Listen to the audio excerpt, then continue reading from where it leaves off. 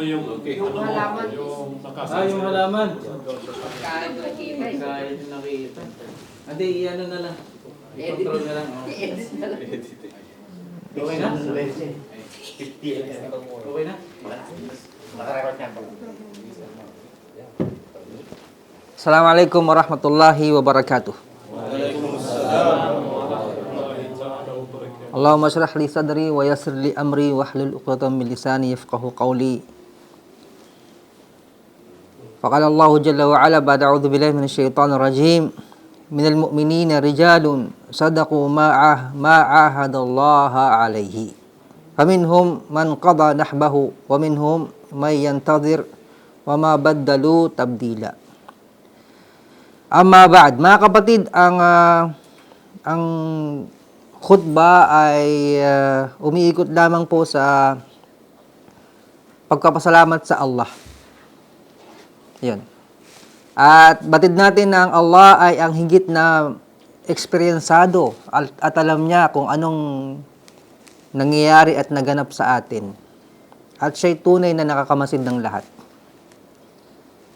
At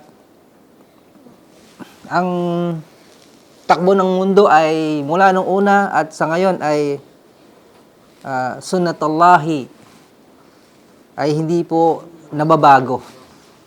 Ang kanyang mga tradisyon mula noon hanggang sa kasalukuyan at susunod na mga panahon ay hindi po nababago. Ito ay pangako ng Allah subhanahu wa ta'ala. At ang katapatan ng ng mga nanampalataya at ang pagiging ipokrito ng mga pagkunwaring tao ang mga munafikun. Amma ba'd. Sabi ng Allah subhanahu wa ta'ala ay humigit kumulang mayroon sa mga mananampalataya na mga lalaking nagpakatapat sa ipinangako nila sa Allah subhanahu wa ta'ala. Sapagkat mayroon sa kanila na tumupad sa panata niya at meron sa kanila na naghihintay pa. Hindi sila nagpalit sa pangako sa isang pagpapalit. Ito yung mga halimbawa ng mga lalaking mga nanampalataya sa Allah subhanahu wa ta'ala. At ito yung isa sa mga talatang tandaan natin sa khutbah. Kaya mga kapatid, ang mga pangyayari noon at walang pagdududa, ito'y mangyayari din sa susunod na mga panahon. Ito ang pananampalataya at ang pagtakwil sa pananampalataya.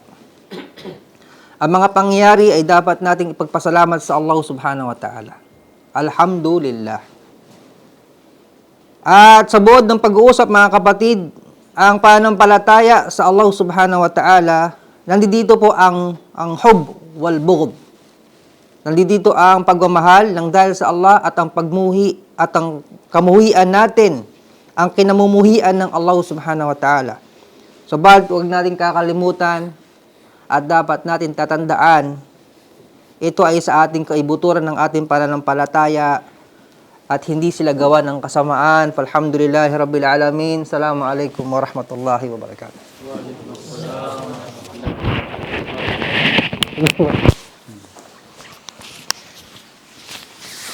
Alhamdulillah. Sana meron tayong natutunan sa napakaikli. Na? Inshallah, next week, ayusin pa ni Ustad yung kanyang trabaho na nakaatas.